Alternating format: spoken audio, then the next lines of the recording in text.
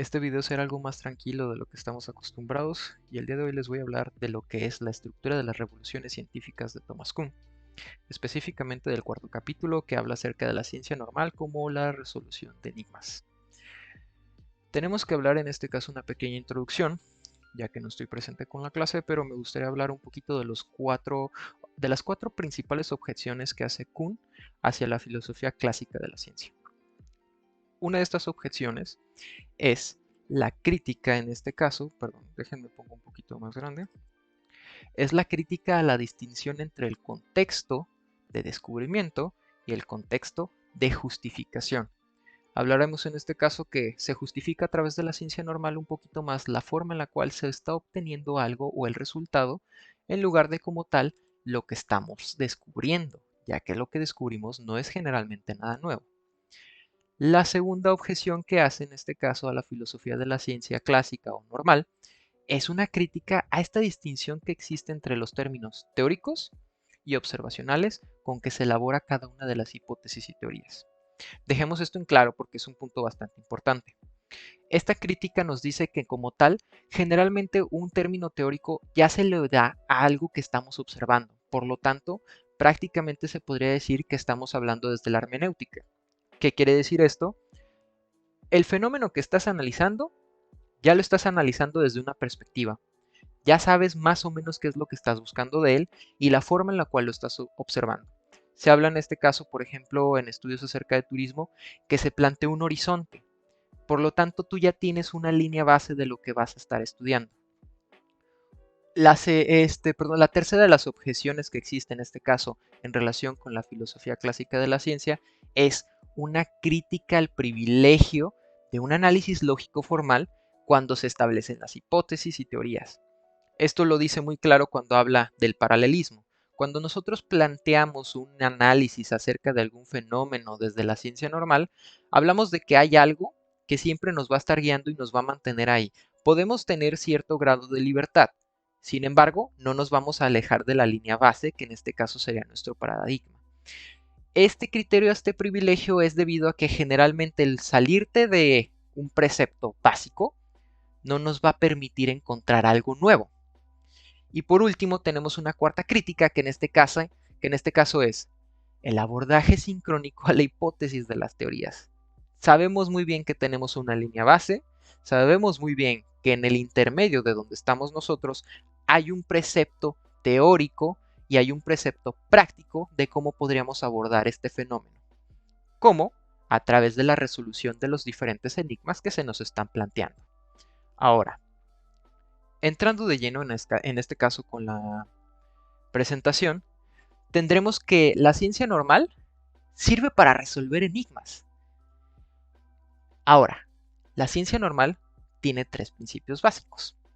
El primero es que no tiene como objetivo una novedad sustancial, lo que veíamos anteriormente como una de las principales críticas de Kuhn, que en este caso ya sabemos qué es lo que estábamos buscando. Por lo tanto, cuando lleguemos a ello, es lo esperado. El segundo, tenemos que tienen una concepción heredada. ¿Esto qué quiere decir? Tenemos teorías previas y tenemos paradigmas también, los cuales nos van a ir guiando en nuestro camino en la investigación. Esto parece bueno, sin embargo, puede tener sus problemas. Como tercer lugar, perdón, tenemos en este caso que los resultados no son sorpresa, ya son presupuestos. Tenemos un camino el cual es pretrazado, pero sabemos muy bien al lugar en el que queremos llegar. Muchas veces lo vimos en nuestras clases o no sé ustedes, pero en el caso de la maestría, que nos dicen, sí, no puedes plantear qué es lo que quieres hacer de tesis si no sabes lo que estás buscando. Sin embargo, muchos de los descubrimientos más grandes de la ciencia sabremos que pues fueron cuestiones o por ocio o por accidente, muy por fuera de lo que sería la ciencia normal. Ahora, ¿qué cuestiones son las que atiende la ciencia normal? Sencillo, formas nuevas de lograr lo esperado. Es curioso, ¿alguna vez han escuchado el término de que la locura es esperar que haciendo lo mismo tengas un resultado diferente? Bueno, pues en este caso es al revés. Buscas que haciendo algo diferente te dé como resultado lo mismo. ¿Cómo es esto? Bueno, a través de la resolución de los enigmas. Un enigma como tal es un problema. Este problema sabemos que ya tenemos la forma en la cual se solucionaría, pero hay una multiplicidad diferente de los medios para su resolución. Ahora, más se busca en la ciencia normal establecer un orden procedimental que como tal un descubrimiento final. Un ejemplo pasa con lo de las vacunas. En las vacunas ya tenemos el virus, ya tenemos la cuestión, ya tenemos la pandemia. Ahora lo que necesitamos es cómo resolverlo. Vamos, el tener el resultado no va a ser el descubrimiento como tal, porque ya sabemos qué es lo que estamos buscando como punto final, como resolución de nuestro enigma, pues controlar el virus, su esparcimiento. Sin embargo, es algo que ya tenemos preplanteado. Ahora, los enigmas se demuestran en tres formas diferentes. Una de sus formas es la instrumental. En esta forma, podemos plantearlas en una simple pregunta. ¿Con qué estudiamos el fenómeno? En segundo, tenemos los enigmas conceptuales. ¿Qué nombre tiene eso nuevo dentro del paradigma que envuelve este fenómeno? Y en tercer lugar, tenemos los paradigmas matemáticos, que en este caso hablamos de cómo medimos o estandarizamos aquello que estamos estudiando. Ahora, un ejemplo muy básico, vamos a retomar algo muy práctico, a lo mejor quienes son más cinéfilos podrán entenderlo, si no daré un ejemplo más adelante. En este caso tendremos a Marie Curie. Los que ya vieron la película se van a dar cuenta de una serie de cositas acerca de su vida, pero algo muy importante es acerca de la radiación. Aquí en este ejemplo vamos a ver los tres tipos de enigma, el instrumental, el conceptual y el matemático. Marie Curie empieza buscando algo que ya estaba más o menos establecido dentro de la academia, o sea, una academia que tiene un paradigma, tiene un precepto de qué es lo que está intentando estudiar, pero aún no saben cómo. Ahora, ella sin querer, fuera del paradigma, descubre dos nuevos elementos. Pero para descubrir estos nuevos elementos, ¿qué crea? Un instrumento el cual le permite medir algo, que en este caso todavía no saben qué es ese algo, pero algo está midiendo.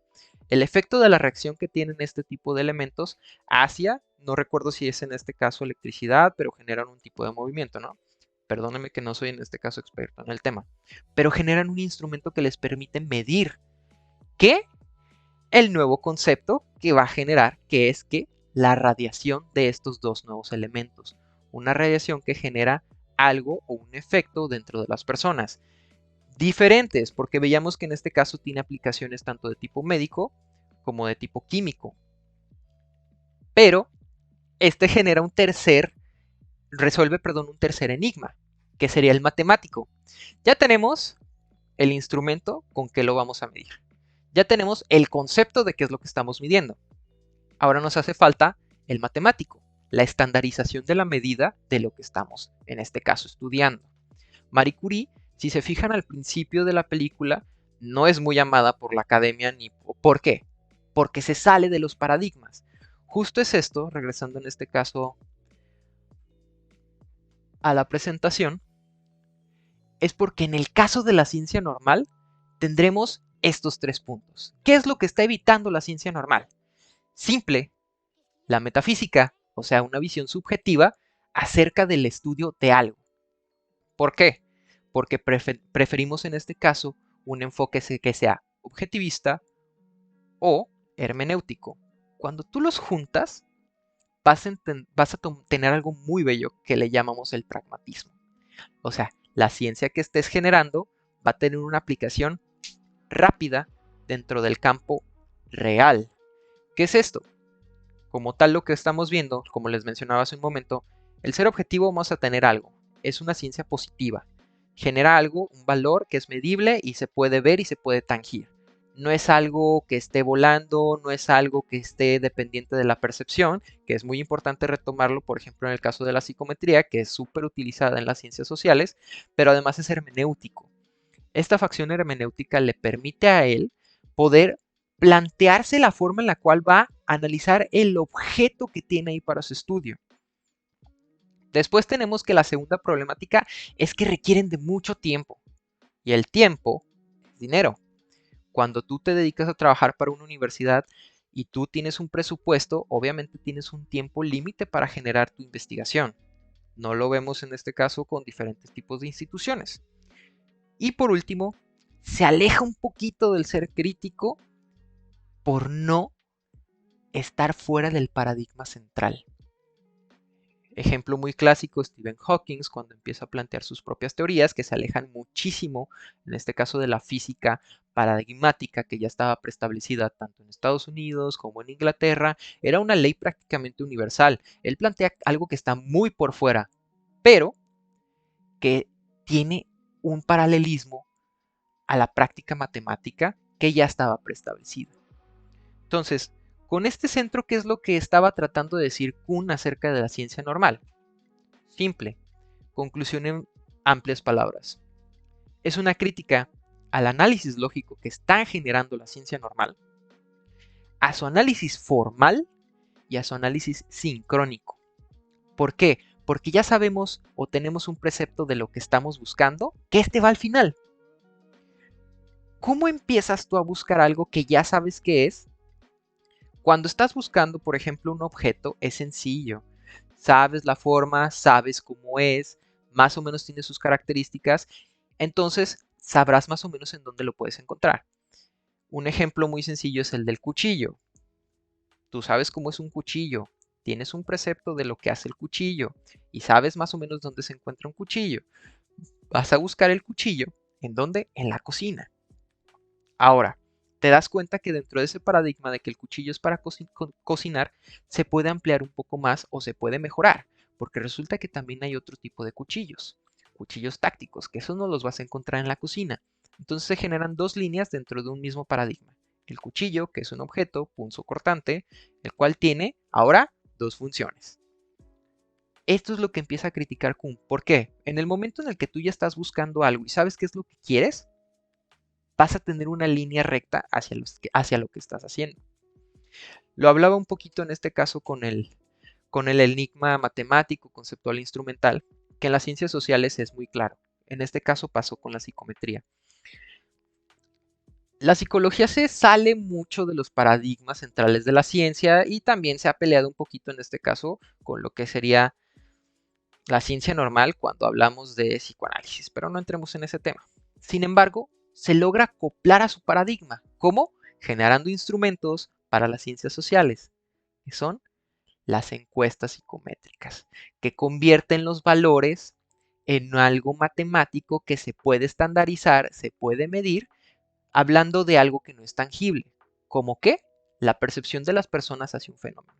Cuando hablamos en este caso de turismo, la psicometría le aporta el poder medir la percepción de los turistas o de las personas que habitan, los locales, acerca de un fenómeno que se lleva a cabo dentro del turismo como tal, como una actividad. Entonces, ¿qué vemos aquí? Tenemos un instrumento, que en este caso son nuestras encuestas. Tenemos un concepto, porque generalmente el concepto ya está, pero se unen a veces varios conceptos para generar uno solo. Hablábamos del desarrollo, y cuando al desarrollo le unimos que este desarrollo tiene que servir para las siguientes generaciones, nace el nuevo concepto que es el desarrollo sustentable. Y matemáticamente, ¿cómo lo medimos? Bueno, pues tenemos una serie de indicadores que en este caso es el índice de desarrollo humano, que también no está completo. No podemos hablar de la sostenibilidad o de cómo le van a durar los recursos a las demás personas si seguimos en el mismo paradigma que se ha dedicado a medir todo como es una fotografía. Hablábamos en este caso de la estadística. La estadística tiene una cualidad muy hermosa que es el poder medir o incluso convertir en medible cosas que no lo serían normalmente. Pero su problema es que solamente funciona como una fotografía. Esta fotografía te da la imagen de cómo se encuentra actualmente el fenómeno, pero como lo mides ahorita no es lo mismo como lo vas a medir después. Así que en la utilización de los recursos dentro de un mismo paradigma puede generar muchísimos problemas, ya que a lo mejor la forma en la que los recursos se utilizan ahora no funcione para cómo lo vayan a necesitar utilizar en el futuro. Lo veíamos, la forma en la que se usaba el agua antes a lo mejor no sea la que necesitamos utilizar ahora. Necesitamos salirnos de ese paradigma productivo en este caso, de quienes utilizan algunas empresas que usan el agua o algunas personas que usan el agua de una forma determinada, cambiar ese paradigma, pero necesitarías hacer un cambio demasiado drástico para lograr que un recurso el cual se ha desperdiciado siga siendo sustentable, que pueda llegar a las siguientes generaciones. Y como tal, eso sería toda manera de conclusión, que un análisis lógico, formal y sincrónico de las hipótesis basadas en teorías generan ideas presupuestas. Por lo tanto, lo que tenemos como resultado es completamente esperado y ya sabemos qué es lo que estamos buscando y generará muy pocas posibilidades de encontrar algo nuevo. Gracias.